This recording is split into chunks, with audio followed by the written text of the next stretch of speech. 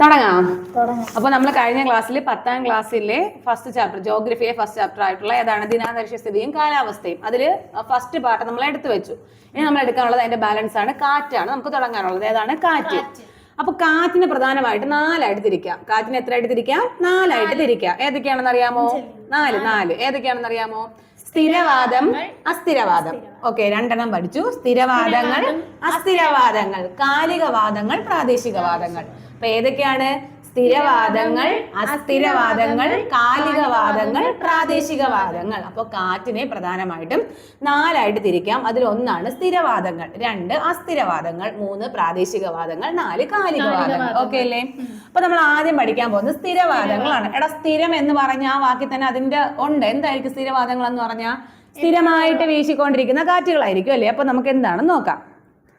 വർഷം മുഴുവൻ ഒരു നിശ്ചിത ദിശയിൽ സ്ഥിരമായി വീശുന്ന കാറ്റുകളെയാണ് എന്തെന്ന് പറയുന്നത്? സ്ഥിരവാദങ്ങൾ എന്ന് പറയുന്നത്. അപ്പോ വർഷം മുഴുവൻ ഒരു നിശ്ചിത ദിശയിൽ സ്ഥിരമായിട്ട് വീശിക്കൊണ്ടിരിക്കുന്ന കാറ്റുകളാണ് എന്ത്? സ്ഥിരവാദങ്ങൾ. ഈ സ്ഥിരവാദങ്ങളെ ആഗോളവാദങ്ങൾ എന്നും അറിയപ്പെടും കേട്ടോ. അപ്പൊ സ്ഥിരവാദങ്ങളാണ് എങ്ങനെ അറിയപ്പെടുന്നത്? ആഗോളവാദങ്ങൾ എന്ന് അറിയപ്പെടുന്നതും എന്തിനാണ്? ഈ സ്ഥിരവാദങ്ങളെയാണ്. ഓക്കെ അല്ലേ? ആഗോള മർദ്ദമേഖല നമ്മൾ കഴിഞ്ഞ ക്ലാസ്സിൽ പഠിച്ചല്ലേ? ആഗോള മർദ്ദമേഖലകളൊക്കെ എന്തൊക്കെയാണ്? മധ്യരേഖ ന്യൂനമർദ്ദ മേഖല, ഉപോഷ്ണ ഉച്ചമർദ്ദ മേഖല, ഉപധ്രുവീയ ന്യൂനമർദ്ദ മേഖല, ധ്രുവീയ ഉച്ചമർദ്ദ മേഖല. അപ്പൊ അതൊക്കെ നമ്മൾ കഴിഞ്ഞ ഫസ്റ്റ് പാർട്ടിൽ നമ്മൾ പഠിച്ചിട്ടുണ്ട്. അപ്പോൾ ഈ ആഗോള മർദ്ദ മേഖലകൾക്കിടയിലാണ് ഈ സ്ഥിരവാദങ്ങൾ വീശുന്നത്. ഓക്കെ അല്ലേ? അപ്പൊ നമ്മൾ സ്ഥിരവാദങ്ങളെ കുറിച്ചാണ് പറയുന്നത്. സ്ഥിരം എന്ന ആ പേര് കേൾക്കുന്നത് പോലെ തന്നെയാണ് വർഷം മുഴുവൻ ഒരു നിശ്ചിത ദിശയിൽ വീശുന്ന കാറ്റുകളെയാണ് സ്ഥിരവാദങ്ങൾ എന്ന് പറയുന്നത്. ഇതിന് മറ്റൊരു പേരും കൂടി ഉണ്ടല്ലോ, ആഗോളവാദങ്ങൾ എന്ന് അറിയപ്പെടുന്നുണ്ട്. പിന്നെ നമ്മൾ കഴിഞ്ഞ ക്ലാസ്സിൽ പഠിച്ച ആഗോള മർദ്ദ മേഖലകൾക്കിടയിൽ, അതായത് നമ്മൾ ഈ പറഞ്ഞ ഈ മേഖലകൾക്കിടയിലാണ് ആര് വീശുന്നത്? ഈ സ്ഥിരവാദങ്ങൾ വീശുന്നത്. ഓക്കെ അല്ലേ? ഓക്കെ. എടാ, ഈ സ്ഥിരവാദങ്ങളെ നമുക്ക് ഇനിയും 3ആയിട്ട് തിരിക്കാം. സ്ഥിരവാദങ്ങളെ എത്രയായിട്ട് തിരിക്കാം? 3ആയിട്ട് തിരിക്കാം കേട്ടോ. സ്ഥിരവാദങ്ങളെ 1 വാണിജ്യവാദങ്ങൾ, എന്താണ്? വാണിജ്യവാദങ്ങൾ. 2 പശ്ചിമവാദങ്ങൾ. ഏതാണ്? പശ്ചിമവാദങ്ങൾ. 3 ധ്രുവീയവാദങ്ങൾ. അപ്പൊ നമ്മൾ പറയുന്നത് സ്ഥിരവാദങ്ങളെ കുറിച്ചാണ്. ഈ സ്ഥിരവാദങ്ങളെ പിന്നെയും എത്രയായിട്ട് തിരിച്ചിട്ടുണ്ട്? 3ആയിട്ട് തിരിച്ചിട്ടുണ്ട്. 1 വാണിജ്യവാദങ്ങൾ, 2 എന്താണ്? പശ്ചിമവാദങ്ങൾ, 3 ധ്രുവീയവാദങ്ങൾ. എന്തൊക്കെയാണ്? വാണിജ്യവാദങ്ങൾ, പശ്ചിമവാദങ്ങൾ, ധ്രുവീയവാദങ്ങൾ. ഓക്കെ അല്ലേ? ഇനി നമ്മൾ പറഞ്ഞു എന്താണ്? ആഗോള മർദ്ദ മേഖലകൾക്കിടയിലാണ് ഈ കാറ്റുകൾ വീശുന്നതെന്ന് പറഞ്ഞല്ലോ. അപ്പൊ ഈ ഓരോ വാദങ്ങളും ഇതുപോലുള്ള ഓരോ എന്താണ് പ്രഷർ ബെൽറ്റ്സിന്റെ ഇടയിലായിരിക്കും വീശുന്നത്. അപ്പൊ നമുക്ക് ആദ്യം പറയാനുള്ളത് വാണിജ്യവാദങ്ങളെ കുറിച്ചാണ്. നമ്മളിപ്പോ പറയുന്നത് കാറ്റിന്റെ 1ാമത്തെ വർഗീകരണമായ സ്ഥിരവാദങ്ങളാണ്. ആ സ്ഥിരവാദങ്ങളെ തന്നെ 3ആയിട്ട് ഡിവൈഡ് ചെയ്തിട്ടുണ്ട്. അതിൽ ആദ്യത്തേതാണ് നമ്മൾ പറയാൻ പോകുന്നത് വാണിജ്യവാദം. എടാ, നമുക്കറിയാം കാറ്റുകൾ എപ്പോഴും ഉച്ചമർദ്ദ മേഖലയിൽ നിന്ന് ന്യൂനമർദ്ദ മേഖലയിലോട്ടായിരിക്കും വീശിക്കുന്നത്. അപ്പോൾ നമ്മൾ ആദ്യം പറയാൻ പോകുന്ന പശ്ചിമവാദം. എടാ, അപ്പൊ നമ്മൾ ആലോചിച്ച് നോക്കിയേ. അല്ല, വാണിജ്യവാദം 0 ഡിഗ്രി എന്ന് പറഞ്ഞാൽ ഏതായിരുന്നു? മധ്യരേഖ ന്യൂനമർദ്ദ മേഖലയാണ്. 0 കഴിഞ്ഞ അടുത്ത് നമ്മൾ പറഞ്ഞ ഏതാണ്? 30 വടക്കും 30 തെക്കും. അതേതായിരുന്നു? ഉപോഷ്ണ ഉച്ചമർദ്ദ മേഖല. എടാ, അങ്ങനെയാണെങ്കിൽ ആദ്യത്തെ വാണിജ്യവാദം എവിടെ നിന്ന് എങ്ങോട്ടായിരിക്കും വീശുന്നത്? ഉപോഷ്ണ ഉച്ചമർദ്ദ മേഖലയിൽ നിന്നും മധ്യരേഖ ന്യൂനമർദ്ദ മേഖലയിലേക്ക് വീശുന്ന കാറ്റുകളാണ് ഏത്? വാണിജ്യവാദങ്ങൾ. അപ്പൊ നമ്മൾ പശ്ചിമവാദങ്ങളിലെ വർഗീകരണത്തിൽ ഒന്നായ വാണിജ്യവാദത്തിനെ കുറിച്ചാണ് പറഞ്ഞത്. കാറ്റുകൾ എപ്പോഴും ഉച്ചമർദ്ദ മേഖലകളിൽ നിന്ന് ന്യൂനമർദ്ദ മേഖലകളിലോട്ടായിരിക്കും വീശുന്നത്. അങ്ങനെയാണെങ്കിൽ 1ാമത്തെ വാണിജ്യവാദം ഉപോഷ്ണ ഉച്ചമർദ്ദ മേഖലകളിൽ നിന്ന് എന്താണ്? മധ്യരേഖ ന്യൂനമർദ്ദ മേഖലകളിലേക്ക് വീശുന്നു. കിട്ടിയോ? ഓക്കെ. അടുത്ത 2ാമത്തെ വാണിജ്യവാദം കഴിഞ്ഞു. അടുത്ത 2ാമത്തെ ഏതാണ്? പശ്ചിമവാദങ്ങളാണ്. 2ാമത്തെ ഏതാണ്? പശ്ചിമവാദങ്ങളാണ്. എടാ, അപ്പൊ 2ാമത്തെ 30 ഡിഗ്രി തെക്ക് 30 ഡിഗ്രി വടക്കും ആരായിരുന്നു? ഉപോഷ്ണ ഉച്ചമർദ്ദ മേഖലയിൽ 30 ഡിഗ്രി. അടുത്ത 60 ആരാണ്? ഉപധ്രുവീയ ന്യൂനമർദ്ദ മേഖല. 60 ഡിഗ്രി വടക്കും 60 ഡിഗ്രി തെക്കും ഏതാണ്? ഉപധ്രുവീയ ന്യൂനമർദ്ദ മേഖല. അപ്പൊ 2ാമത്തത് പശ്ചിമവാദങ്ങൾ. അപ്പൊ എങ്ങോട്ടായിരിക്കും വീശുന്നത്? എവിടെ നിന്ന് എങ്ങോട്ടായിരിക്കും? ഉപോഷ്ണ ഉച്ചമർദ്ദ മേഖലയിൽ നിന്ന് ഉപധ്രുവീയ ന്യൂനമർദ്ദ മേഖല. എടാ, ഇത് പഠിക്കുമ്പോൾ ഓർഡറിന് പഠിച്ചാൽ നമുക്ക് ആ ഓർഡറിന് തന്നെ അത് പറയാൻ പറ്റും. അല്ലാതെ ഇത് പഠിക്കാൻ വേറെ പ്രത്യേകിച്ച് പാടൊന്നുമില്ല. നമുക്ക് കാറ്റ് ഉച്ചമർദ്ദത്തിൽ നിന്ന് ന്യൂനമർദ്ദത്തിലോട്ടാണ് വീശുന്നതെന്നും 0 ഡിഗ്രി 30 ഡിഗ്രി 60 ഡിഗ്രി 90 ഡിഗ്രി ഉള്ള ആൾക്കാരുടെ പേരും അറിയാമെങ്കിൽ ഇത് 3 ഓർഡറിന് അങ്ങ് പഠിച്ചു വെച്ചിരുന്നാൽ നമുക്കത് കിട്ടും. അപ്പൊ രണ്ടാമത്തെ പശ്ചിമവാദമാണ്. ഈ പശ്ചിമവാദം ഉപോഷ്ണ ഉച്ചമർദ്ദ മേഖലയിൽ നിന്ന്, അതായത് 30 ഡിഗ്രി ആയ ഉപോഷ്ണ ഉച്ചമർദ്ദ മേഖലയിൽ നിന്നും 60 ഡിഗ്രി ആയ ഉപദ്രവീയ ന്യൂനമർദ്ദ മേഖലയിലോട്ടാണ് വീശുന്നത്. കിട്ടിയോ? ഓക്കെ അല്ലേ? അപ്പൊ 2 എണ്ണം പഠിച്ചു. വാണിജ്യവാദവും പറഞ്ഞു, പശ്ചിമവാദവും പറഞ്ഞു. അടുത്ത മൂന്നാമത്തെ ഏതാണ്? ധ്രുവീയ വാദങ്ങൾ. എടാ, ധ്രുവം എന്ന് പറഞ്ഞാൽ തന്നെ നമുക്കറിയാം ഏറ്റവും മുകളിൽ 90 ഡിഗ്രി ഏതാണ് വരുന്നത്? ധ്രുവീയ ന്യൂനമർദ്ദ മേഖലയാണ്. അപ്പൊ ന്യൂനമർദ്ദ മേഖലയിൽ നിന്ന് എന്തായാലും നമുക്കറിയാം ഉച്ചമർദ്ദത്തിൽ നിന്ന് എങ്ങോട്ടേ വീശുള്ളൂ? ന്യൂനമർദ്ദത്തിലോട്ടേ വീശുള്ളൂ. അപ്പൊ ഉച്ചമർദ്ദത്തിൽ നിന്ന് ന്യൂനമർദ്ദത്തിലോട്ടേ വീശുള്ളൂ. അപ്പൊ ധ്രുവീയ വാദങ്ങൾ എങ്ങനെയായിരിക്കും? ഏറ്റവും മുകളിലാണ് ഏറ്റവും മുകളിൽ എന്താണ്? ധ്രുവീയ ഉച്ചമർദ്ദ മേഖലയാണ് 90 ഡിഗ്രി. അപ്പൊ 90 ഡിഗ്രി വടക്കും 90 ഡിഗ്രി തെക്കും ധ്രുവീയ ഉച്ചമർദ്ദ മേഖലയാണ്. ആ ഉച്ചമർദ്ദം അവിടെ നമുക്കിപ്പോ ആലോചിക്കുന്നതായിരിക്കും, അവിടെ തണുപ്പല്ലേ, പിന്നെ എങ്ങനെ ഉച്ചമർദ്ദം വന്നു? അതെല്ലാം നമ്മൾ ഡീറ്റെയിൽ ആയിട്ട് കഴിഞ്ഞ ക്ലാസ്സിൽ പഠിച്ചിട്ടുണ്ട്. വായു തണുത്ത് വികസിച്ച് മുകളിലോട്ട്, വായു ചൂടായി വികസിച്ച് മുകളിലോട്ട് പോയിട്ട് അത് തണുത്ത് പിന്നെയും താഴോട്ടൊക്കെ വരുന്ന ഒരു പ്രതിഭാസം, അതെല്ലാം നമ്മൾ പറഞ്ഞു. അത് ആദ്യം നല്ല വൃത്തിക്ക് കണ്ട് പഠിച്ചിട്ട് ഇത് പഠിക്കാവൂ, ഇല്ലെങ്കിൽ കൺഫ്യൂഷൻ വരും കേട്ടോ. അപ്പൊ 90 ഡിഗ്രി ധ്രുവീയ ഉച്ചമർദ്ദ മേഖലയാണ്. ഈ 90 ഡിഗ്രി ധ്രുവീയ ഉച്ചമർദ്ദ മേഖലയിൽ നിന്നും 60 ഡിഗ്രി ആയ ഏത് ഉപദ്രവീയ ന്യൂനമർദ്ദ മേഖലയിലോട്ടാണ് ഈ ധ്രുവീയ വാദങ്ങൾ വീശുന്നത്. ഓക്കെ ആണോ? എടാ, വേറെ ഒന്നുമില്ല ഇതിനകത്ത് പറയാൻ. നിങ്ങൾക്ക് ആ ഒരു സാധനം പക്ഷെ അറിയായിരിക്കണം, എങ്കിൽ മാത്രമേ ഇത് ഒന്നുമില്ല എന്ന് പറയുമ്പോൾ നമുക്ക് പെട്ടെന്ന് കിട്ടുള്ളൂ. അപ്പൊ ആദ്യം നമ്മൾ സ്ഥിരവാദങ്ങളെ കുറിച്ചാണ് പറഞ്ഞത്. ഈ സ്ഥിരവാദങ്ങൾ എന്ന് പറഞ്ഞാൽ എന്താണ്? വർഷം മുഴുവൻ ഒരു നിശ്ചിത ദിശയിൽ വീശുന്ന കാറ്റുകളെയാണ് സ്ഥിരവാദങ്ങൾ എന്ന് പറയുന്നത്. ഇതിനെ ആഗോളവാദങ്ങൾ എന്നും പറയുന്നുണ്ട്. ഇനി ഈ സ്ഥിരവാദങ്ങൾ എവിടെയാണ് വീശുന്നത് ചോദിച്ചാൽ, നമ്മൾ കഴിഞ്ഞ ക്ലാസ്സിൽ ആഗോള മർദ്ദ മേഖലകൾ പഠിച്ചു. ഈ ആഗോള മർദ്ദ മേഖലകൾക്കിടയിലാണ് ഈ സ്ഥിരവാദങ്ങൾ വീശുന്നത്. സ്ഥിരവാദങ്ങളെ നമ്മൾ 3 ആയിട്ട് തിരിച്ചു: വാണിജ്യവാദം, പശ്ചിമവാദം, ധ്രുവീയവാദം.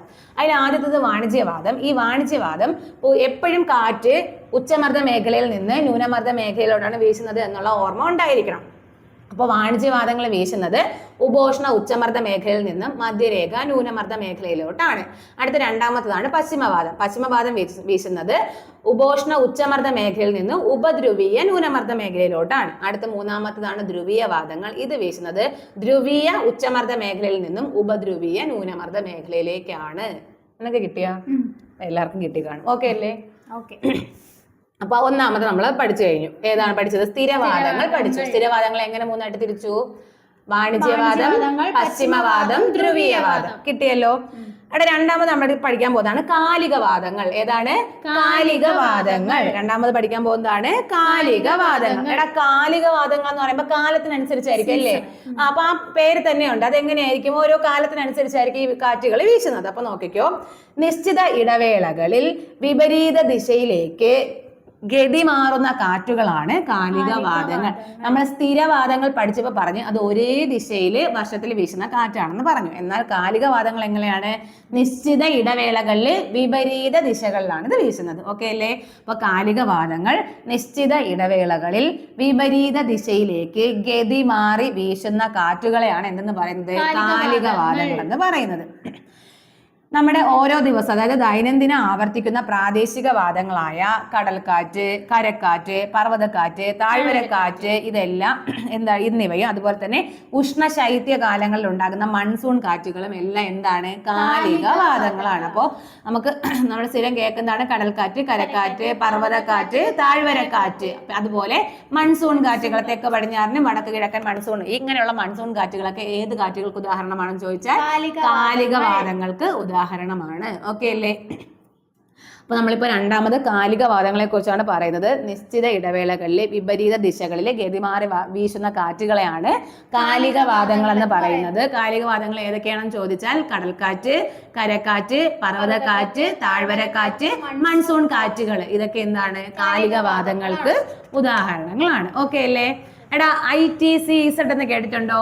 ITCZ എന്ന് കേട്ടിട്ടുണ്ട്? എന്താണ്? കേട്ടിട്ടുണ്ട്? പറ. കേട്ടിട്ടില്ല. ഇന്റർ ട്രോപ്പിക്കൽ കൺവേർജന്റ് സോൺ എന്ന് പറയും കേട്ടോ. എന്താണെന്ന് ചോദിച്ചാൽ ഉത്തര ദക്ഷിണാർദ്ധ ഗോളങ്ങളിൽ നിന്നുള്ള വാണിജ്യവാദങ്ങൾ സംഗമിക്കുന്ന മധ്യരേഖ ന്യൂനമർദ്ദ പ്രദേശത്തെ എന്തെന്നാണ്? ഇന്റർ ട്രോപ്പിക്കൽ കൺവേർജന്റ് സോൺ എന്ന് വിളിക്കുന്നു. അപ്പൊ ഇതിന്റെ ഫുൾ ഫോം ഒന്ന് ഓർത്ത് വെച്ചേക്കാം. ITCZ, inter tropical convergent zone. എന്താണ്? Inter tropical convergent zone. അപ്പൊ കൺവേർജന്റ് സോൺ, അപ്പൊ അവിടെ എന്തോ ഒരു പ്രത്യേകത ഉണ്ട്. എന്താണ് ചെയ്യുന്നത്? ഉത്തരാർദ്ധഗോളം ഉണ്ട്, ദക്ഷിണാർദ്ധഗോളം ഉണ്ട്. ഈ ഉത്തര ദക്ഷിണാർദ്ധഗോളങ്ങളിൽ നിന്നുള്ള ഏത് വാദം? വാണിജ്യവാദം. നമ്മൾ നേരത്തെ പറഞ്ഞു വാണിജ്യവാദം മധ്യരേഖ ന്യൂനമർദ്ദ മേഖലയിലേക്കല്ലേ വീശുന്നത്. ഈ വാണിജ്യവാദങ്ങൾ സംഗമിക്കുന്ന മധ്യരേഖ ന്യൂനമർദ്ദ പ്രദേശത്തെ വിളിക്കുന്ന പേരാണ് ഇന്റർ ട്രോപ്പിക്കൽ കൺവേർജന്റ് സോൺ. വാണിജ്യവാദങ്ങൾ ഉപോഷ്ണ ഉച്ചമർദ്ദ മേഖലയിൽ നിന്ന് മധ്യരേഖ ന്യൂനമർദ്ദ മേഖലയിലായിട്ടാണ് വീശുന്നത്. അപ്പൊ എന്താണ്? ഉത്തര ദക്ഷിണാർദ്ധ ഗോളങ്ങളിൽ നിന്ന് വീശി വരുന്ന ഈ വാണിജ്യവാദങ്ങൾ സംഗമിക്കുന്ന മേഖലയെ വിളിക്കുന്ന പേരാണ് ITCZ. എന്താണ് ITCZ? Inter tropical convergent zone. Okay അല്ലേ? അപ്പൊ കാലികവാദങ്ങൾ കിട്ടിയോ? സ്ഥിരവാദങ്ങൾ കിട്ടിയോ? ഓക്കെ. എന്താണ് അപ്പൊ പർവ്വതക്കാറ്റ്? നമ്മളിപ്പോ പറഞ്ഞല്ലേ പർവ്വതക്കാറ്റും താഴ്വരക്കാറ്റും ഒക്കെ. അപ്പൊ എന്താണ് പർവ്വതക്കാറ്റ് എന്ന് പറഞ്ഞാൽ ഏത് സമയത്ത് വീശുന്നു എന്ന് പറ? പർവ്വതക്കാറ്റ് പകൽ സമയത്ത്. അപ്പൊ നോക്കിക്കോ, രാത്രികാലങ്ങളിൽ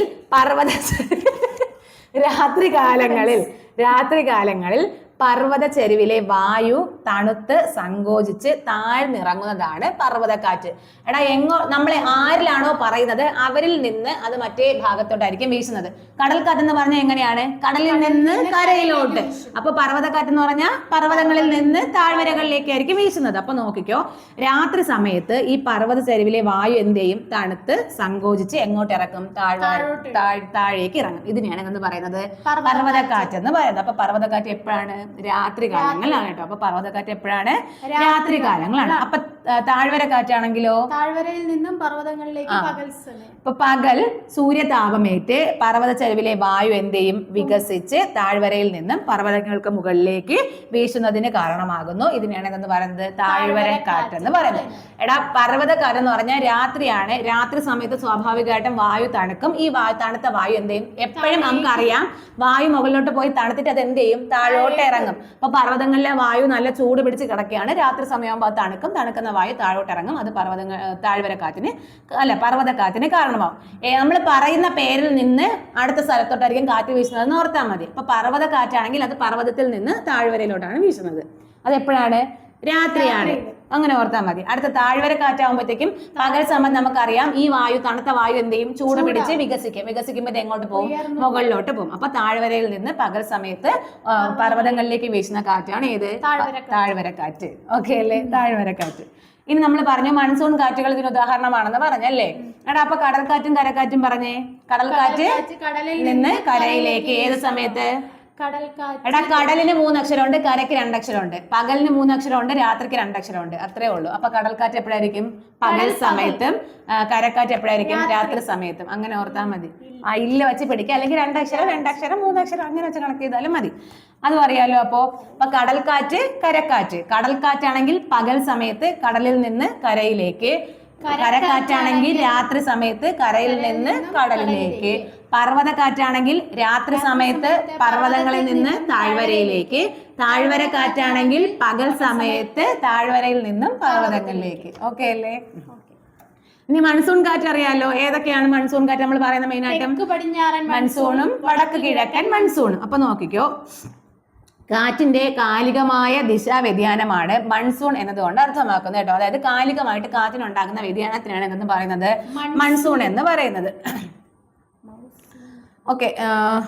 നമുക്ക് മെയിനായിട്ട് തെക്ക് പടിഞ്ഞാറൻ മൺസൂൺ നമുക്ക് അറിയാം. ഏത് സമയത്താണ് അത് വീശുന്നത്? നമ്മൾ സ്കൂൾ തുറക്കുന്ന സമയമാണല്ലേ. ഏത് സമയത്തായിരിക്കും? നമുക്ക് എപ്പോഴും അറിയാന്നുള്ളതാണ്. ഭയങ്കര ഇടിയോട് നമ്മളെ പണ്ടാണ് ആവരുത് അല്ലേ. ഇപ്പൊ അങ്ങനെ പിള്ളേർ നമ്മൾ പണ്ടാണെങ്കിൽ മഴയൊക്കെ നനഞ്ഞ് സ്കൂളിലൊക്കെ പോകണം. സ്കൂൾ തുറക്കുന്ന സമയം എന്നൊക്കെ പറയുമ്പോഴത്തേക്കും പേരും മഴയായിരിക്കും. പക്ഷെ ഇപ്പൊ അങ്ങനെ ആ ഒരു ട്രെൻഡ് ഇല്ല. എന്ന് വെച്ചാൽ മഴ പെയ്യുന്നുണ്ട്, പക്ഷെ അത് നമുക്ക് എപ്പോഴും കിട്ടണോണ്ട് വലിയ ഒരു പ്രത്യേകത തോന്നല്ലേ ഇപ്പോഴത്തെ മഴയ്ക്ക്. പക്ഷെ പണ്ടെങ്കിലല്ല സ്കൂൾ തുറക്കണ സമയമാകുമ്പോൾ പുതിയ കൊടയൊക്കെ ബാഗിൽ നിന്ന് എടുക്കാനുള്ള ആഗ്രഹം. അടിപൊളി. ഓക്കെ. അപ്പൊ നോക്കിയോ, ഉയർന്ന മർദ്ദമുള്ള ഇന്ത്യൻ സമുദ്രത്തിൽ നിന്നും മർദ്ദം കുറഞ്ഞ വൻകര ഭാഗത്തേക്ക് കാറ്റ് വീശുന്നു. കോറിയോലിസ് പ്രഭാവം നമ്മൾ കഴിഞ്ഞ ക്ലാസ്സിൽ പഠിച്ചു. ഓർമ്മയുണ്ടോ? കോറിയോലിസ് പ്രഭാവം ഉത്തരാർദ്ധഗോളത്തിൽ ഉത്തരാർദ്ധഗോളത്തിൽ ഏത് ദിശയിലോട്ട്? ഉത്തരാർദ്ധഗോളത്തിൽ ഗോളത്തിലെ വടക്ക് ഏതാണ്? അങ്ങോട്ട് വലത്തോട്ട്. വലത്തോട്ടും ദക്ഷിണാർദ്ധഗോളത്തില് ഇടത്തോട്ട്. ഇടത്തോട്ട് വീശുന്ന കാറ്റുകളാണ് എന്ന് പറയുന്നത്. കോറിയോലിസ് പ്രഭാവം. അതിനെയാണ് കോറിയോലിസ് പ്രഭാവം. ഇത് നമ്മൾ വേറൊരു വ്യക്തിയുടെ പേരിൽ ഫെറൽ നിയമം എന്നൊക്കെ അറിയപ്പെടുന്ന പറഞ്ഞു, ഓർമ്മയുണ്ടോ?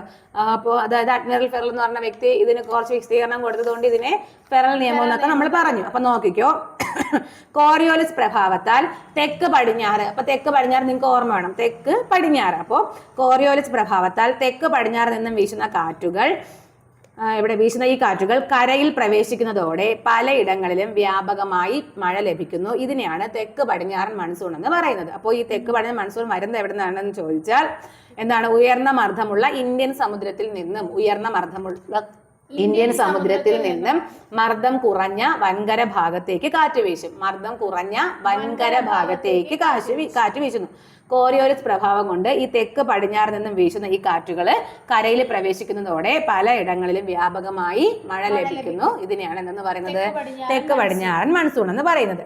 ഇനി ശൈത്യകാലത്ത് ദക്ഷിണേന്ത്യ എന്ന് പറഞ്ഞാൽ അറിയാലോ, ദക്ഷിണേന്ത്യ. അപ്പൊ ശൈത്യകാലത്ത് ദക്ഷിണേന്ത്യയിൽ ഉൾപ്പെടുന്ന വൻകര ഭാഗങ്ങൾ കൊടും ശൈത്യത്തിന്റെ പിടിയിലായിരിക്കും.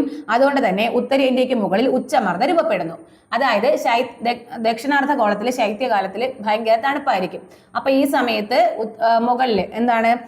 ഉത്തരേന്ത്യക്ക് മുകളിൽ ഉച്ചമർദ്ദമാണ് രൂപപ്പെടുന്നത്. ഇവിടെ ന്യൂനമർദ്ദം അല്ലേ? അപ്പൊ അവിടെ എന്താ രൂപപ്പെടുന്നു? ഉച്ചമർദ്ദം രൂപപ്പെടുന്നു. സ്വാഭാവികമായിട്ടും കാറ്റ് ഉച്ചമർദ്ദത്തിൽ നിന്ന് എങ്ങോട്ട് വീശും? ന്യൂനമർദ്ദത്തിലേക്ക് വീശും. അപ്പൊ എന്ത് ചെയ്യും? ഇതിനാൽ കരയിൽ നിന്നും ഇന്ത്യൻ സമുദ്രത്തിലേക്ക് വടക്ക് കിഴക്ക് ദിശയിൽ നിന്നും തുടർച്ചയായി കാറ്റ് വീശുന്നു. അപ്പൊ നോക്കിക്കോ, അങ്ങനെ ഉത്തരേന്ത്യയിൽ അപ്പൊ നമ്മൾ പറഞ്ഞു ഉച്ചമർദ്ദമാണെന്ന് പറഞ്ഞു. അപ്പോ കരയിൽ നിന്നും ഇന്ത്യൻ സമുദ്രത്തിലേക്ക് വടക്ക് കിഴക്ക് ദിശയിൽ, കരയിൽ നിന്നും ഇന്ത്യൻ സമുദ്രം താഴെയാണ്, ദക്ഷിണഗോളത്തിലാണ്. അപ്പോ കരയിൽ നിന്ന് എന്ത് ചെയ്യുന്നുണ്ട്? നമ്മുടെ ഇന്ത്യൻ സമുദ്രത്തിലേക്ക് ഏത് ദിശയിലെ? വടക്ക് കിഴക്ക് ദിശയിൽ തുടർച്ചയായി കാറ്റ് വീശുന്നു. ഈർപ്പരഹിതമായ, അതായത്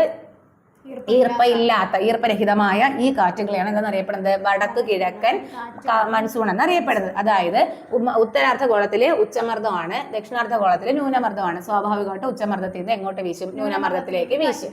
അതാണ് എന്തെന്നറിയപ്പെടുന്നത്? വടക്ക് കിഴക്കൻ മൺസൂൺ എന്നറിയപ്പെടുന്നത്. ഓക്കെ അല്ലേ? അപ്പൊ നമ്മളിവിടെ പറഞ്ഞുകൊണ്ടിരുന്നത് കാലികവാദങ്ങളെ കുറിച്ചാണ്. കാലികവാദങ്ങൾ എന്ന് പറഞ്ഞാൽ ഒരു നിശ്ചിത ഇടവേളകളിൽ വിപരീത ദിശയിലേക്ക് ഗതി മാറി വീശുന്ന കാറ്റുകളെയാണ് കാലികവാദങ്ങൾ എന്ന് പറയുന്നത്. ഇതെന്താണ്?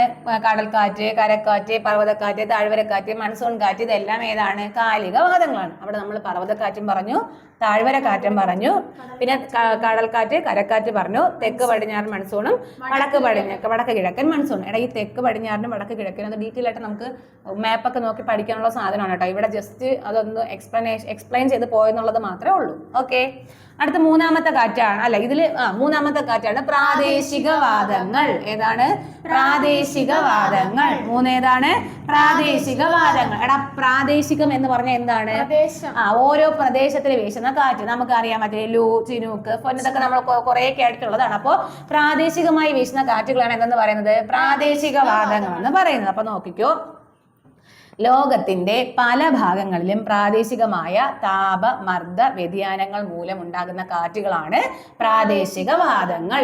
അത് ഇവിടെ മാത്രമൊന്നല്ല, ലോകത്തിന് തന്നെയാണ് പറയുന്നത്. ലോകത്തിന്റെ പല ഭാഗങ്ങളിലും പ്രാദേശികമായ താപമർദ്ദ വ്യത്യാസം മൂലം ഉണ്ടാകുന്ന കാറ്റുകളാണ് പ്രാദേശികവാദങ്ങൾ. ഓക്കെ, ഈ പ്രാദേശികവാദങ്ങളിൽ ഏറെയും കാലികമാണ്. ഈ പ്രാദേശികവാദങ്ങൾ തന്നെ എങ്ങനെയാണ്? കാലികമാണ്. കാരണം എന്താണ്? അതിന്റെ സീസൺ അനുസരിച്ചാണ് അത് എന്ത് ചെയ്യുന്നത്? വീശുന്നത്. അതത് പ്രാദേശിക നാമങ്ങളിലാണ് ഈ കാറ്റുകൾ അറിയപ്പെടുന്നത്. എവിടെയാണോ വീശുന്നത് അവിടെ അടുത്തുള്ള എന്തെങ്കിലും ബന്ധപ്പെട്ടായിരിക്കും ഈ കാറ്റിനെയും അറിയപ്പെടുന്നത്. ഓക്കെ അല്ലേ? അപ്പൊ നോക്കിക്കോ, ഒരു പ്രാദേശികവാദമാണ് ലൂ. ഏതാണ്?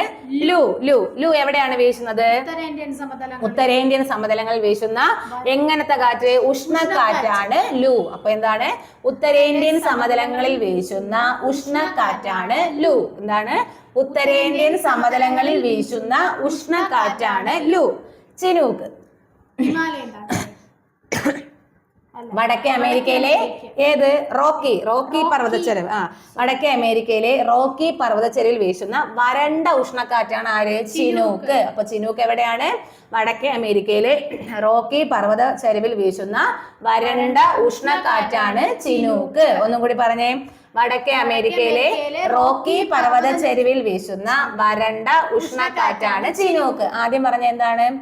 ഉത്തരേന്ത്യൻ സമതലങ്ങളിൽ ഉത്തരേന്ത്യൻ സമതലങ്ങളിൽ വീശുന്ന ഉഷ്ണക്കാറ്റാണ് ലൂ. രണ്ടാമത് പറഞ്ഞത് വടക്കേ അമേരിക്കയിലെ റോക്കി പർവ്വത ചെരുവിൽ വീശുന്ന വരണ്ട ഉഷ്ണക്കാറ്റാണ് ചിനൂക്ക്. അടുത്ത ഫോൻ. ആൽപ്സ് ആൽപ്സ് ആൽപ്സ് യൂറോപ്പിലെ ആൽപ്സ് പർവ്വത ചെരുവിൽ വീശുന്ന വരണ്ട ഉഷ്ണക്കാറ്റാണ് ഫോൻ. ഫോൻ എന്താണ്? യൂറോപ്പിലെ ആൽപ്സ് പർവ്വത ചെരുവിൽ വീശുന്ന വരണ്ട ഉഷ്ണക്കാറ്റാണ് ഫോൻ. ഫോൻ ഫോൻ എന്താണ്? യൂറോപ്പിലെ ആൽപ്സ് പർവ്വത ചെരുവിൽ വീശുന്ന വരണ്ട ഉഷ്ണക്കാറ്റാണ് ഫോൻ. അപ്പൊ 3 പഠിച്ചു. ഒന്ന് പറഞ്ഞേ. വടക്കേ ഉത്തരേന്ത്യൻ സമതലങ്ങളിൽ വീശുന്ന ഉഷ്ണക്കാറ്റാണ് ലൂ. അടുത്ത് വടക്കേ അമേരിക്കയിലെ റോക്കി പർവ്വത ചെരുവിൽ വീശുന്ന വരണ്ട ഉഷ്ണക്കാറ്റാണ് ചിനൂക്ക്. അടുത്ത് യൂറോപ്പിലെ ആൽപ്സ് പർവ്വത ചെരുവിൽ വീശുന്ന വരണ്ട ഉഷ്ണക്കാറ്റാണ് ഫോൻ. ഓക്കെ അല്ലേ? ഒന്നും കൂടി ഉണ്ട്. ഹർമാറ്റർ. എന്താണ്? ഹർമാറ്റൻ. ആഫ്രിക്കയിലെ സഹാറ മരുഭൂമി. എവിടെയാണ്? ആഫ്രിക്കയിലെ സഹാറ മരുഭൂമിയിൽ കൊടും ചൂടിന് ശമനമേകുന്ന കാറ്റാണ് ഹർമാറ്റൻ. കൊടും ചൂടിന് ശമനമേകുന്ന കാറ്റാണ് ഹർമാറ്റൻ. ആഫ്രിക്കയിലെ സഹാറ മരുഭൂമിയിലെ കൊടും മരുഭൂമിയല്ലേ, അപ്പൊ അവിടെ ചൂടായിരിക്കും. സഹാറ മരുഭൂമിയിലെ കൊടും ചൂടിന് ശമനമേകുന്ന കാറ്റാണ് ഹർമാറ്റൻ. അതുകൊണ്ട് തന്നെ ഡോക്ടർ എന്നൊക്കെ അറിയപ്പെടുന്നുണ്ടല്ലേ ഹർമാറ്റൻ. അപ്പൊ എന്താണ്? ആഫ്രിക്കയിലെ സഹാറ മരുഭൂമിയിലെ കൊടും ചൂടിന് ശമനമാകുന്ന കാറ്റാണ് ഏത്? ഹർമാറ്റൻ. ആഫ്രിക്കയിലെ സഹാറ മരുഭൂമിയിലെ കൊടും ചൂടിന് ശമനമേകുന്ന കാറ്റാണ് ഹർമാറ്റൻ. ഒന്നും കൂടി പറയാം. ആദ്യം മുതലേ ഉത്തരേന്ത്യൻ സമതലങ്ങളിൽ വീശുന്ന ഉഷ്ണക്കാറ്റാണ് ലൂ. അടുത്ത രണ്ടാമത് പറഞ്ഞത് വടക്കേ അമേരിക്കയിലെ റോക്കി പർവ്വത ചെരുവിൽ വീശുന്ന വരണ്ട ഉഷ്ണക്കാറ്റാണ് ചിനൂക്ക്. അടുത്ത മൂന്നാമത് പറഞ്ഞത് യൂറോപ്പിലെ ആൽപ്സ് പർവ്വത ചെരുവിൽ വീശുന്ന വരണ്ട ഉഷ്ണക്കാറ്റാണ് ഫോൻ. അടുത്ത നാലാമത് പറഞ്ഞത് ആഫ്രിക്കയിലെ സഹാറ മരുഭൂമിയിലെ കൊടും ചൂടിന് ശമനമാകുന്ന കാറ്റാണ് ഹർമാറ്റൻ. കിട്ടിയോ? ഓക്കെ അല്ലേ? ഹർമാറ്റൻ ഡോക്ടർ, ചിനൂക്ക് മഞ്ഞുതീനി. അടുത്ത ലാസ്റ്റ് അപ്പൊ നമ്മള് സ്ഥിരവാദങ്ങൾ പഠിച്ചു, പ്രാദേശികവാദം പഠിച്ചു, കാലികവാദം പഠിച്ചു. ഇനി ഏതാണ് പഠിക്കാനുള്ളത്? അസ്ഥിരവാദം. ഏതാണ്? അസ്ഥിരവാദങ്ങൾ ഇനി പഠിക്കാൻ പോകുന്നത്. സ്ഥിരവാദങ്ങൾ എങ്ങനെയാണ് നമ്മൾ പറഞ്ഞു? സ്ഥിരമായി വീശും. പക്ഷെ അസ്ഥിരം എന്ന് പറയുമ്പോ എന്തായിരിക്കും? സ്ഥിരമായിട്ടല്ല. അപ്പൊ നോക്കിക്കോ, ഹ്രസ്വകാലം മാത്രം നിലനിൽക്കുന്നതും, അതായത് ഒരു ഷോർട്ട് ടൈമില് ഒരു കുറച്ചു കാലം മാത്രം നിലനിൽക്കുന്നതും, ശക്തിയോ ദിശയോ പ്രവചിക്കാനാകാത്തതുമായ കാറ്റുകൾ. അതിന്റെ ശക്തി പ്രവചിക്കാൻ പറ്റൂല, അതിന്റെ ദിശ പ്രവചിക്കാൻ പറ്റൂല. അതുകൊണ്ടാണ് ഇതിന് അസ്ഥിരവാദങ്ങൾ എന്ന് പറയുന്നത്. അപ്പൊ എന്താണ്? ഒരു ഹ്രസ്വകാലം, അത് സൈക്ലോൺസ് അത് തന്നെ. അപ്പൊ എന്താണ്? ഒരു ഹ്രസ്വ കാലയളവിൽ നിലനിൽക്കുന്നതും അതിന്റെ ശക്തിയോ ദിശയോ ഒന്നും പ്രവചിക്കാൻ കഴിയാത്തതുമായ കാറ്റുകളാണ് അസ്ഥിരവാദങ്ങൾ. ചക്രവാദങ്ങളും പ്രതിചക്രവാദങ്ങളുമാണ് ഈ അസ്ഥിരവാദങ്ങൾ ഉൾപ്പെടുന്നത്. സൈക്ലോൺസും ആന്റി സൈക്ലോൺസും ഒക്കെ അല്ലേ? അപ്പൊ സൈക്ലോണും ആന്റി സൈക്ലോണും ആണ് എന്ന് പറയുന്നത് അസ്ഥിരവാദങ്ങൾ. നമ്മൾ ആദ്യം പഠിച്ചു, നമ്മൾ മറ്റേ കോറിയോലിസ് പ്രഭാവം പഠിച്ചു. ഈ കോറിയോലിസ് പ്രഭാവം പഠിച്ച സമയത്ത് നമ്മള് ഉത്തരാർദ്ധഗോളവും ദക്ഷിണാർദ്ധഗോളവും പറഞ്ഞു. അവിടെ എങ്ങനെയാണ് പറഞ്ഞത്? കാറ്റുകൾ സഞ്ചാര ദിശയുടെ വലത്തോട്ടും ദക്ഷിണാർദ്ധഗോളത്തിലെ കാറ്റുകൾ സഞ്ചാര ദിശയുടെ ഇടത്തോട്ടും. അത് അവിടെ ക്ലിയർ ആയിട്ട് പഠിച്ചു വെക്കണം. കാരണം ഇവിടെ സൈക്ലോണും ആന്റി സൈക്ലോണും പറയുമ്പോഴത്തേക്കും ഇത് രണ്ടും കൂടി അങ്ങോട്ടും ഇങ്ങോട്ടും തിരിയും. അപ്പൊ ആദ്യം പറഞ്ഞത് പക്കയാക്കി വെച്ച് കഴിഞ്ഞാൽ പിന്നെ ഇത് മാത്രം പഠിച്ചാൽ മതി. ഓക്കെ അല്ലേ? അപ്പൊ ഇവിടെ നമ്മൾ ആദ്യം പഠിക്കാൻ പോകുന്നത് ചക്രവാതങ്ങളാണ്. എന്ത്? ചക്രവാതം, സൈക്ലോൺസ്. ചക്രവാതം എന്ന് പറഞ്ഞാൽ സൈക്ലോൺസ്. ന്യൂനമർദ്ദ കേന്ദ്രങ്ങളിലേക്ക് ചുറ്റുപാടുകളിൽ നിന്നും ശക്തമായി കാറ്റ് എങ്ങനെ ചുഴറ്റി വീശപ്പെടുന്നു, ഇതിനെയാണ് എന്തെന്ന് വിളിക്കുന്നത്? ചക്രവാതങ്ങൾ എന്ന് വിളിക്കുന്നത്. അപ്പൊ എന്താണ്? ന്യൂനമർദ്ദ മേഖലകളിലേക്ക് ശക്തമായി എന്ത് ചെയ്യുന്നു? കാറ്റ് ഇങ്ങനെ ചുഴറ്റി വീശപ്പെടും. ഇതിനെയാണ് എന്തെന്ന് പറയുന്നത്? ചക്രവാതങ്ങൾ എന്ന് പറയുന്നത്. അപ്പൊ നോക്കിക്കോ, ഉഷ്ണമേഖലയിലെ സമുദ്രങ്ങൾക്ക് മുകളിലാണ് ഉഷ്ണമേഖലാ ചക്രവാതങ്ങൾ രൂപം കൊള്ളുന്നത്. എവിടെയാണ്? ഉഷ്ണമേഖലയിലെ സമുദ്രങ്ങൾക്ക് മുകളിലാണ് ഉഷ്ണമേഖലാ ചക്രവാതങ്ങൾ രൂപം കൊള്ളുന്നത്. ഉത്തരാർദ്ധഗോളത്തിൽ വടക്ക് പടിഞ്ഞാറ് ദിശയിൽ നീങ്ങുന്ന വടക്ക് പടിഞ്ഞാറ് ദിശയിൽ നീങ്ങുന്ന ഉഷ്ണമേഖലാ ചക്രവാതങ്ങൾ തീരം തൊടുന്നതോടെ നിർജീവമാകും, ഇല്ലാതാവും. അപ്പൊ ഉത്തരാർദ്ധഗോളത്തിൽ ഏത് ദിശയിലെ? വടക്ക് പടിഞ്ഞാറ് ദിശയിലാണ്. വടക്ക് പടിഞ്ഞാറ് ദിശയിൽ നീങ്ങുന്ന ഈ ഉഷ്ണമേഖലാ ചക്രവാതങ്ങൾ തീരം തൊടുന്നതോടെ എന്ത് ചെയ്യും? നിർജ്ജീവമാകും. ഓക്കെ അല്ലേ?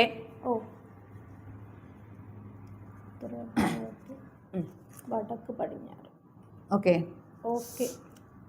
എടാ നോക്കിയോ, ലോകത്തിന്റെ വിവിധ ഭാഗങ്ങളിലായിട്ട് വീശിയ കുറച്ച് ചക്രവാതങ്ങളുടെ പേര് ഇവിടെ കൊടുത്തിട്ടുണ്ട്. പുസ്തകത്തിൽ ഉള്ളത് കൊണ്ട് പഠിച്ചു വെച്ചേക്കാം. ഇവിടെ പിക്ചർ ഉണ്ട്. നമ്മൾ നേരത്തെ പറഞ്ഞു വടക്ക് പടിഞ്ഞാറാണെന്ന്. അപ്പൊ അത് വലത്തോട്ടാണോ ഇടത്തോട്ടാണോ? ഇടത്തോട്ടാണ്. അപ്പൊ അതാണ് ഓർക്കുക. ചക്രവാതങ്ങൾ നമ്മുടെ മറ്റേ ഉത്തരാർദ്ധഗോളത്തിലെ സഞ്ചാര ദിശയ്ക്ക് ഇടത്തോട്ടും അതേസമയത്ത് താഴെ എങ്ങനെയായിരിക്കും? സഞ്ചാര ദിശയുടെ വലത്തോട്ടുമാണ്. അതിവിടെ ഓർത്ത് വെച്ചേക്കാം. സാധാരണ വലത്തോട്ടാണ്, പക്ഷെ ഇവിടെ ആന്റി സൈക്ലോൺ വരുമ്പോഴത്തേക്ക് അങ്ങനെ ആവും. അപ്പൊ അതുകൊണ്ട് ഇതൊന്ന് ഓർത്ത് വെച്ചേക്കാം. സൈക്ലോൺ എന്ന് പറയുക ചക്രവാതങ്ങൾ എന്ന് പറയുമ്പോഴത്തേക്കും വടക്ക് പടിഞ്ഞാറ് ദിശ എന്നതുകൊണ്ട് ഉദ്ദേശിക്കുന്നത് ഉത്തരാർദ്ധഗോളത്തിൽ സഞ്ചാര ദിശയുടെ ഇടത്തോട്ടും ദക്ഷിണാർദ്ധഗോളത്തിൽ സഞ്ചാര ദിശയുടെ വലത്തോട്ടും എന്നാണ് അത് ഉദ്ദേശിക്കുന്നത് കേട്ടോ. അപ്പൊ അത് ഓർത്ത് വെച്ചേക്കാം.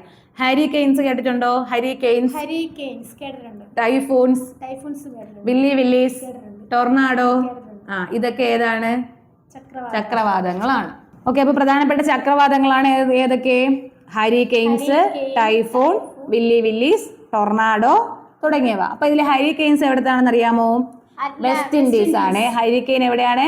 West Indies. ടൈഫൂൺ അതിൽ തന്നെ ഉണ്ട്, China. Typhoon China. Willy willies Australia. Willy willies Australia. Tornado America. Tornado America. അപ്പൊ ഹരിക്കെയിൻസ് എവിടെയാണ്? West Indies, typhoon China, willy willies Australia, tornado America. Tornado America. Okay അല്ലേ? ഓക്കെ, ഇനി നോക്കിയോ. ഉത്തരാർദ്ധഗോളത്തിൽ ചക്രവാതങ്ങളിലെ വായു പ്രവാഹം എതിർ ഘടികാര ദിശയിൽ, അതായത് ഇടത്തോട്ട്. എതിർ ഘടികാരം എന്ന് പറഞ്ഞാൽ ക്ലോക്ക്. അപ്പൊ നോക്കിയോ, ഉത്തരാർദ്ധഗോളത്തിൽ ചക്രവാതങ്ങളിലെ വായു പ്രവാഹം എതിർ ഘടികാര ദിശയിലും ദക്ഷിണാർദ്ധഗോളത്തിൽ ഘടികാര ദിശയിലും. അപ്പൊ സൈക്ലോൺ ഉത്തരാർദ്ധഗോളത്തിൽ എങ്ങനെയാണ്? ഘടികാര ദിശയിൽ അല്ലെങ്കിൽ ഇടത്തോട്ടും, ദക്ഷിണാർദ്ധഗോളത്തിൽ എങ്ങനെയാണ്? വലത്തോട്ടും. ഓക്കെ അല്ലേ? അപ്പൊ ഇനി അടുത്ത് പഠിക്കാവുന്നതാണ് പ്രതിചക്രവാതം. എന്താണ് പ്രതിചക്രവാതം? അപ്പൊ ഇതിന്റെ നേരെ ഓപ്പോസിറ്റ്. അപ്പൊ നോക്കിയോ, ഉച്ചമർദ്ദ കേന്ദ്രങ്ങളിൽ നിന്നും പുറത്തേക്ക് കാറ്റ് ചുഴറ്റി വീശുന്നതാണ് പ്രതിചക്രവാതം. ഉച്ചമർദ്ദ മേഖലയിൽ നിന്നും പുറത്തേക്ക് കാറ്റ് ചുഴറ്റി വീശപ്പെടും. അതിനാണ് എന്തെന്ന് പറയുന്നത്? പ്രതിചക്രവാതങ്ങൾ എന്ന് പറയുന്നത്. ഇത് കാര്യമായ അന്തരീക്ഷ പ്രക്ഷുബ്ധതകളൊന്നും ഉണ്ടാക്കില്ല. അതായത് കാര്യമായ പ്രശ്നങ്ങളൊന്നും നോക്കിയോ, കാര്യമായ പ്രശ്നങ്ങളൊന്നും ഉണ്ടാക്കാത്ത കാറ്റാണ് ഏത്? ഈ പ്രതിചക്രവാതങ്ങൾ. ഓക്കെ അല്ലേ? ഇതപ്പോ ഉത്തരാർദ്ധഗോളത്തിൽ എങ്ങനെയായിരിക്കും? വലത്തോട്ട്, അതായത് ഘടികാര ദിശയിലും ദക്ഷിണാർദ്ധഗോളത്തിൽ എതിർ ഘടികാര ദിശയിലും. എടാ ഈ എന്താണ് പ്രതിചക്രവാദവും അതുപോലെ നമ്മൾ നേരത്തെ പറഞ്ഞ ഏതായിരുന്നു? എന്റെ പേര് മറന്നുപോയില്ല. അല്ലടി, കോറിയോലിസ് പ്രഭാവവും കോറിയോലിസ് പ്രഭാവവും പ്രതിചക്രവാദവും സെയിം ആണ് കേട്ടോ. സെയിം മീൻസ് വിദിശ സെയിം ആണ്. ഓക്കെ, അപ്പോൾ ചക്രവാദമാണെങ്കിൽ അത് ഉത്തരാർദ്ധഗോളത്തിൽ ഇടത്തോട്ടും, അതായത് ഉത്തരാർദ്ധഗോളത്തിൽ ആന്റി ക്ലോക്ക് വൈസും ദക്ഷിണാർദ്ധഗോളത്തിൽ ക്ലോക്ക് വൈസും ആണ്. ഇനി പ്രതിചക്രവാദം ആണെങ്കിൽ ഉത്തരാർദ്ധഗോളത്തിൽ ക്ലോക്ക് വൈസ്, അതായത് വലത്തോട്ടും ദക്ഷിണാർദ്ധഗോളത്തിൽ ഇടത്തോട്ടുമാണ്. ഓക്കെ അല്ലേ? ഓക്കെ, എന്താണ് അന്തരീക്ഷത്തിലെ ആർദ്രത എന്ന് പറയുന്നത്? ജലപാംശം. സൗരോർജത്തിന്റെ സ്വാധീനം കൊണ്ടുണ്ടാകുന്ന ഒരു പ്രധാന അന്തരീക്ഷ ഘടകമാണ് എന്തെന്ന് പറയുന്നത്? ആർദ്രത. അന്തരീക്ഷ ആർദ്രത. അതായത് അന്തരീക്ഷത്തിലെ ജലാംശത്തിന്റെ അളവ്. അതിനാണ് എന്തെന്ന് പറയുന്നത്? ആർദ്രത എന്ന് പറയുന്നത്. സമാനമായി സൂര്യതാപമേറ്റ് ഭൂമിയുടെ ഉപരിതലത്തിലെ എല്ലാ ജലസ്രോതസ്സുകളിൽ നിന്നും വ്യത്യസ്ത അളവിൽ ജലം ബാഷ്പമായി അന്തരീക്ഷത്തിലേക്ക് എത്തുന്നു. ജലബാഷ്പം നമുക്ക് കാണാൻ പറ്റുമോ? അന്തരീക്ഷത്തിലെ ആർദ്രതയെ കാണാൻ പറ്റുമോ? ഇല്ല. അപ്പോൾ ജലബാഷ്പം അദൃശ്യമായി അന്തരീക്ഷത്തിൽ നിലകൊള്ളുന്നു. അന്തരീക്ഷത്തിൽ അദൃശ്യമായി നിലകൊള്ളുന്ന ജലാംശത്തെയാണ് അന്തരീക്ഷത്തിലെ ആർദ്രത എന്ന് വിളിക്കുന്നത്. അന്തരീക്ഷത്തിൽ ജലാംശം ഉണ്ട്, പക്ഷെ നമുക്കത് കാണാൻ കഴിയില്ല. എന്താണ് കേവല ആർദ്രത? അബ്സല്യൂട്ട് ആർദ്രത, അബ്സല്യൂട്ട് ഹ്യൂമിഡിറ്റി. ആർദ്രത ഹ്യൂമിഡിറ്റി ആണ് കേട്ടോ. നിശ്ചിത വ്യാപ്തം അന്തരീക്ഷ വായുവിൽ അടങ്ങിയിട്ടുള്ള, എന്താണ്? നിശ്ചിത വ്യാപ്തം അന്തരീക്ഷ വായുവിൽ അടങ്ങിയിട്ടുള്ള ജലാംശത്തിന്റെ അളവിനെയാണ് കേവല ആർദ്രത എന്ന് പറയുന്നത്. അപ്പൊ എന്താണ്? നിശ്ചിത വ്യാപ്തം അന്തരീക്ഷ വായുവിൽ അടങ്ങിയിട്ടുള്ള അന്തരീക്ഷത്തിലെ ജലാംശത്തിന്റെ യഥാർത്ഥ അളവിനെയാണ് കേവല ആർദ്രത എന്ന് പറയുന്നത്. അപ്പൊ എന്താണ്? നിശ്ചിത വ്യാപ്തം അന്തരീക്ഷ വായുവിൽ അടങ്ങിയിട്ടുള്ള അന്തരീക്ഷ ജലത്തിന്റെ യഥാർത്ഥ അളവിനെയാണ് കേവല ആർദ്രത എന്ന് പറയുന്നത്. ഒരു നിശ്ചിത വ്യാപ്തം അന്തരീക്ഷ വായുവിൽ അടങ്ങിയിട്ടുള്ള അന്തരീക്ഷ ജലത്തിന്റെ യഥാർത്ഥ അളവിനെയാണ് കേവല ആർദ്രത എന്ന് പറയുന്നത്. ഒരു നിശ്ചിത ഊഷ്മാവിൽ അന്തരീക്ഷ വായുവിനെ ഉൾക്കൊള്ളാൻ കഴിയുന്ന ജലബാഷ്പത്തിന് ഒരു പരിധിയുണ്ട് കേട്ടോ. അന്തരീക്ഷ വായുവിൽ ജലാംശം ഉണ്ട്, ഇങ്ങനെ ഉൾക്കൊള്ളാൻ കഴിയുന്ന ജലാംശത്തിന് ഒരു പരിധി ഉണ്ട്. ഓക്കെ അല്ലേ? അപ്പൊ നമ്മൾ പറഞ്ഞു ആ കേവല ആർദ്രത പറഞ്ഞു. അപ്പൊ എന്താണ് ആപേക്ഷിക ആർദ്രത? Absolute humidity. അപ്പൊ നമ്മൾ പറഞ്ഞു അന്തരീക്ഷ വായു ഉൾക്കൊള്ളാൻ കഴിയുന്ന ജലാംശത്തിന് ഒരു പരിധി ഉണ്ടെന്ന് പറഞ്ഞില്ലേ. അപ്പോൾ ഒരു നിശ്ചിത സമയത്ത് നിശ്ചിത ഊഷ്മാവിൽ അന്തരീക്ഷ വായുവിൽ അടങ്ങിയിട്ടുള്ള ജലത്തിന്റെ യഥാർത്ഥ അളവും ആ നിർണായക ഊഷ്മാവിൽ വായുവിന് ആകെ ഉൾക്കൊള്ളാൻ കഴിയുന്ന പരമാവധി ജലാംശവും തമ്മിലുള്ള അനുപാതമാണ് ആപേക്ഷിക ആർദ്രത. ആക്ച്വലി അതിനകത്ത് ഉൾക്കൊള്ളാൻ കഴിയുന്നതും ഇപ്പോൾ ഉള്ളതും ആയ ഉൾക്കൊള്ളാൻ കഴിയുന്ന പരമാവധി ജലാംശവും തമ്മിലുള്ള അനുപാതം. ഓൾറെഡി ഇപ്പൊ അന്തരീക്ഷത്തിലെ വായുവിൽ ജലാംശം ഉണ്ട്, ഇനി എത്രമാത്രം അതിനെ മാക്സിമം ഉൾക്കൊള്ളാൻ കഴിയും, ഇത് രണ്ടും തമ്മിലുള്ള അനുപാതത്തിനെയാണ് എന്തെന്ന് പറയുന്നത്? ആപേക്ഷിക ആർദ്രത എന്ന് പറയുന്നത്. ഓക്കെ അല്ലേ? ഒരു നിശ്ചിത സമയത്ത് നിശ്ചിത ഊഷ്മാവിൽ അന്തരീക്ഷ വായുവിൽ അടങ്ങിയിട്ടുള്ള ജലത്തിന്റെ യഥാർത്ഥ അളവ്. ഇനി അതുപോലെ വായുവിന് ആകെ ഉൾക്കൊള്ളാൻ കഴിയുന്ന പരമാവധി ജലാംശം, ഇത് തമ്മിലുള്ള അനുപാതത്തിനെയാണ് എന്തെന്ന് പറയുന്നത്? ആപേക്ഷിക ആർദ്രത എന്ന് പറയുന്നത്. ഇനി അന്തരീക്ഷം പൂർണ്ണമായിട്ടും ജലപൂരിതമാകുന്ന അവസ്ഥയെ പൂരിതാവസ്ഥ എന്നാണ് പറയുന്നത് കേട്ടോ. പൂരിതാവസ്ഥ എന്ന് പറയും. ഓക്കെ, നെക്സ്റ്റ് ആണ് എന്താണ് ഘനീകരണം? ഘനീകരണം എന്താണെന്നറിയാമോ? ഘനീകരണത്തിന്റെ വിവിധ രൂപങ്ങളാണ് തുഷാരം, ഹിമം, മൂടൽമഞ്ഞ്, മേഘം. അപ്പൊ ഘനീകരണത്തിന്റെ പ്രധാനപ്പെട്ട അവസ്ഥകളാണ് എന്തൊക്കെ? തുഷാരം, ഹിമം, മൂടൽമഞ്ഞ്, മേഘം. എന്താണ് തുഷാരം ചോദിച്ചിട്ടുള്ളതാണ് കേട്ടോ. ഇലയിലൊക്കെ കാണുന്ന ആ കുഞ്ഞു തുള്ളിയായിട്ടിരിക്കും, നമ്മൾ കയ്യിലൊക്കെ ചെന്ത ഇങ്ങനെയൊക്കെ എടുത്ത് വെച്ചോണ്ടിരിക്കുന്ന മഞ്ഞും തുള്ളി അതിനെയാണെന്ന് പറയുന്നത് തുഷാരം. രാത്രികാലത്ത് ഈ തുഷാരം എങ്ങനെ ഉണ്ടാവും എന്ന് ചോദിച്ചാൽ, രാത്രികാലത്ത് ഭൗമോപരിതലം എന്ത് ചെയ്യും? തണുക്കുന്നതിനെ തുടർന്ന് ഉപരിതലത്തോട് ചേർന്ന് സ്ഥിതി ചെയ്യുന്ന അന്തരീക്ഷ ഭാഗവും തണുക്കും. എന്തായാലും നമുക്കറിയാം ഭൗമോപരിതലം തണുക്കും, അപ്പൊ ഇതിൻ്റെ കൂടെ ചേർന്ന് നിൽക്കുന്ന അന്തരീക്ഷ ഭാഗവും എന്ത് ചെയ്യും? തണുക്കും. ഈ സമയത്ത് നീരാവി ഘനീഭവിച്ച് വെള്ളത്തുള്ളികളായി കൊടികളിലും ഇലകളിലും ഒക്കെ പറ്റിപ്പിടിച്ചിരിക്കും. ഇതിനെ വിളിക്കുന്ന പേരാണ് തുഷാരം. അടുത്ത എന്താണ്? ഹിമം. ഹിമം എന്ന് പറഞ്ഞാൽ മറ്റേ ഇലകളിലൊക്കെ ഇങ്ങനെ മഞ്ഞ് ഇങ്ങനെ വീണിരിക്കൂലേ, അതിനാണ് എന്ന് പറയുന്നത് ഹിമം. അതിനാണെന്ന് പറയുന്നത് ഹിമം. അന്തരീക്ഷ താപനില 0 ഡിഗ്രി സെൽഷ്യസിൽ താഴെയായി കുറയുന്ന പ്രദേശങ്ങളിൽ, അന്തരീക്ഷ താപനില 0 ഡിഗ്രി സെൽഷ്യസിനേക്കാൾ താഴെയാകുന്ന സ്ഥലങ്ങളിൽ, പ്രത്യേകിച്ച് ഏത് സമയത്ത്? രാത്രി കാലങ്ങളിൽ ഈ തുഷാരം വെള്ളത്തുള്ളി വരൂലേ, വെള്ളത്തിന്റെ തുള്ളി, ആ വെള്ളത്തിന്റെ തുള്ളിക്ക് പകരം അത് ഹിമകണങ്ങളായിട്ട് രൂപപ്പെടും. അതായത് ആ തുള്ളിക്ക് പകരം അവിടെ മഞ്ഞിരിക്കും. അതിനാണ് എന്തെന്ന് പറയുന്നത്?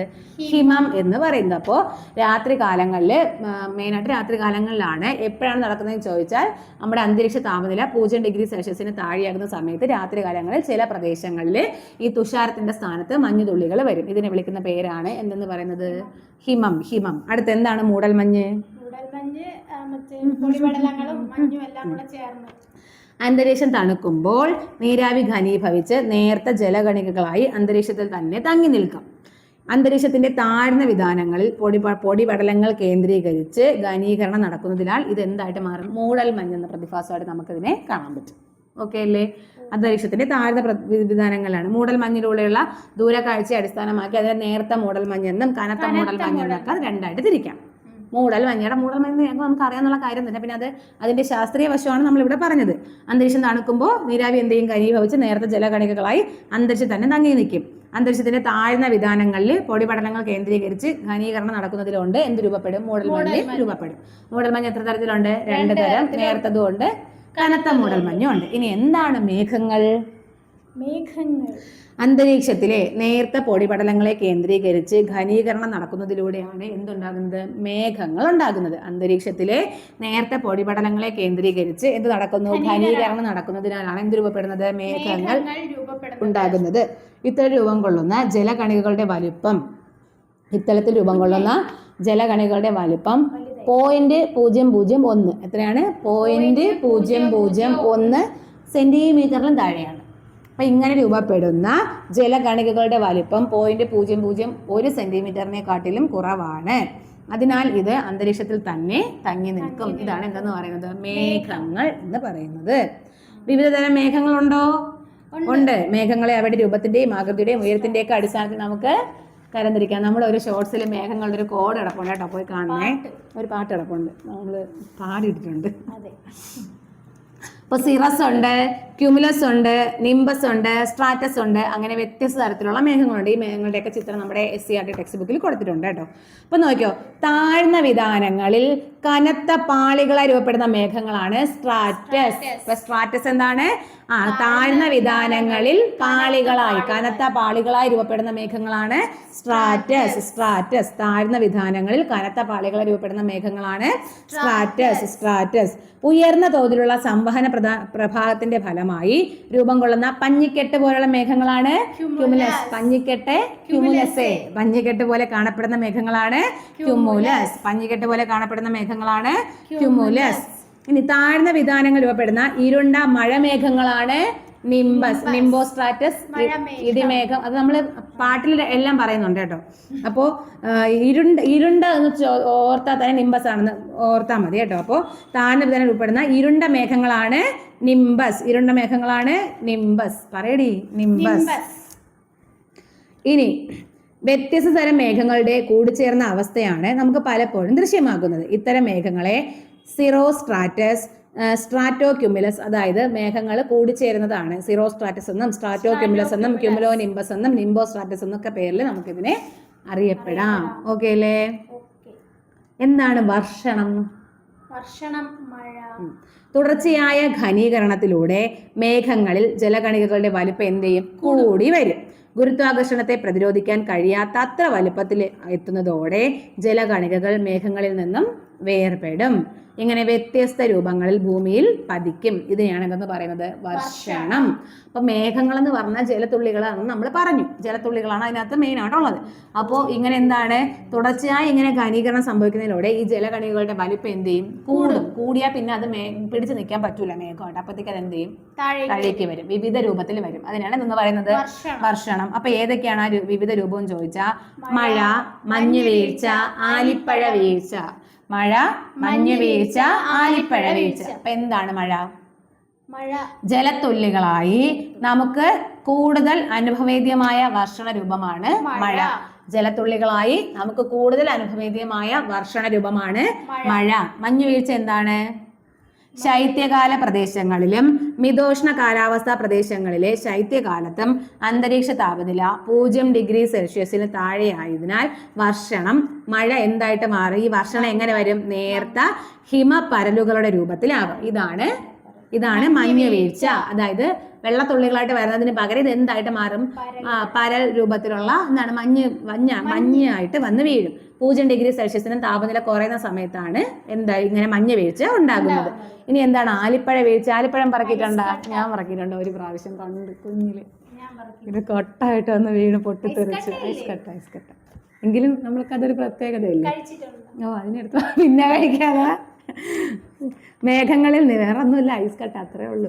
മേഘങ്ങളിൽ നിന്ന് മോചിപ്പിക്കപ്പെട്ട ജലകണികകൾ അന്തരീക്ഷത്തിന്റെ വിവിധ തലങ്ങളിൽ വെച്ച് ആവർത്തിച്ചുള്ള ഘനീകരണത്തിന് വിധേയമാകുന്നതിനാൽ പാളികളായി തണുത്തുറഞ്ഞ് മഞ്ഞക്കട്ടകളുടെ രൂപത്തിൽ ഭൂമിയിൽ പതിക്കും. ഇതിനെയാണ് അതെന്ന് പറയുന്നത് ആലിപ്പഴ വീഴ്ച എന്ന് പറയുന്നത്. അപ്പൊ മേഘങ്ങളിൽ നിന്ന് മോചിക്കപ്പെട്ടല്ലോ ജലം.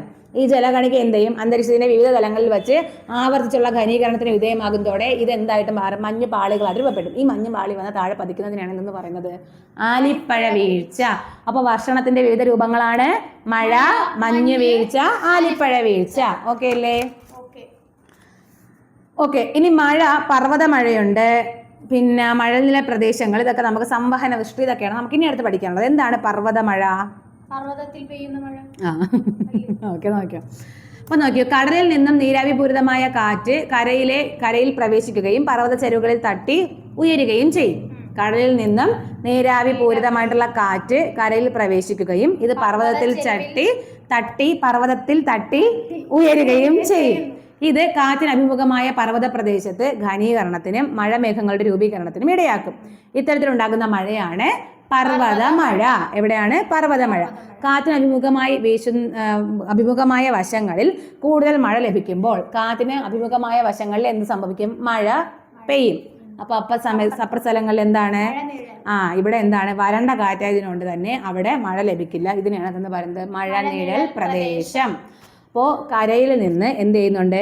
നീരാവിപൂരിതമായ കാറ്റ് എങ്ങോട്ട് പോകും? കടലിൽ നിന്ന് കരയിലോട്ട് പ്രവേശിക്കും. ഇത് പർവ്വതങ്ങളിൽ തട്ടി എന്ത് ചെയ്യും? ഉയരും. അപ്പൊ കാറ്റിന് അഭിമുഖമായ പർവ്വത പ്രദേശത്ത് ഘനീകരണത്തിനും മഴമേഘങ്ങളുടെ രൂപീകരണത്തിനും കാരണമാകും. അവിടെ മഴ പെയ്യും. ഇതാണ് പർവ്വതമഴ. ഇനി ഇതിന്റെ നേരെ ഓപ്പോസിറ്റ് നീരാവി ഇല്ലാത്ത കാറ്റിന് എന്ന് പറയുന്നത് വരണ്ട കാറ്റാണ്. അവിടെ എന്തില്ല? മഴയില്ല. അപ്പൊ അവിടെ എന്തെന്നറിയപ്പെടും? മഴനിഴൽ പ്രദേശം എന്നറിയപ്പെടും. ഇതിന്റെ നേരെ ഓപ്പോസിറ്റ് സൈഡ്. ഇനി ഉഷ്ണകാലത്ത്, ചൂട് കാലത്ത് ഉച്ചതിരിഞ്ഞുള്ള സമയങ്ങളിൽ മഴയുണ്ടാകുന്നത് പണ്ട് സ്ഥിര ഉച്ചയ്ക്ക് ശേഷം മഴയാണല്ലേ ആ ഒരു സമയമാകുമ്പോൾ. അപ്പോൾ ഉഷ്ണകാലത്ത് ഉച്ചതിരിഞ്ഞുള്ള സമയങ്ങളിൽ മഴയുണ്ടാകും അല്ലേ? അപ്പോൾ സംവഹന പ്രക്രിയയിലൂടെയാണ് ഇതുണ്ടാകുന്നത്. എന്തിലൂടെയാണ് ഇതുണ്ടാകുന്നത്? സംവഹന പ്രക്രിയയിലൂടെയാണ് ഇതുണ്ടാകുന്നത്. ഇത്തരത്തിലുണ്ടാകുന്ന മഴയെ അപ്പം എന്തെന്നറിയപ്പെടും? സംവഹന മഴ എന്ന് അറിയപ്പെടും. ഇനി 4 മണി മഴ കേട്ടിട്ടുണ്ടോ? 4 മണി മഴ, 4 മണി പലരെന്നൊക്കെ കേട്ടിട്ടുണ്ടല്ലേ? 4 മണി മഴ പലരൊന്നും കേട്ടിട്ടില്ലല്ലോ. പൂവ് കേട്ടിട്ടുണ്ട്. പൂവ് 10 മണി 4 മണിയൊക്കെ നമ്മൾ കേട്ടിട്ടുണ്ട്. സാധാരണയായി ഉച്ചതിരിഞ്ഞാണ് ഇത്തരത്തിൽ മഴയുണ്ടാകുന്നത് എന്നതിനാൽ ഈ സംവഹന മഴയെ തന്നെ എങ്ങനെ അറിയപ്പെടുന്നുണ്ട്? 4 മണി മഴ എന്നും അറിയപ്പെടുന്നുണ്ട് കേട്ടോ. അപ്പൊ സംവഹന മഴ എങ്ങനെയും അറിയപ്പെടുന്നുണ്ട്? 4 മണി മഴ എന്ന് അറിയപ്പെടുന്നുണ്ട്. ഓക്കെ അല്ലേ? Successfully we complete first chapter. ഇത്രയും ഒരു വലിയ ചാപ്റ്ററാണ്. ഏകദേശം നമ്മൾ 2 മണിക്കൂർ എടുത്താണ് തീർത്തത്. എല്ലാം ചോദിക്കുന്നതുമാണ്. നല്ല ചാപ്റ്ററാണ്. നമുക്ക് എങ്ങനെയെങ്കിലുമൊക്കെ ഒരു മാർക്ക് കിട്ടുന്ന ഒരു ചാപ്റ്ററാണ്. ഓക്കെ, അതുപോലെ നമ്മൾ ഇതിന്റെ കണ്ടിന്യൂഷൻ ആയിട്ട് അടുത്ത ക്ലാസ് വരുന്നതായിരിക്കും.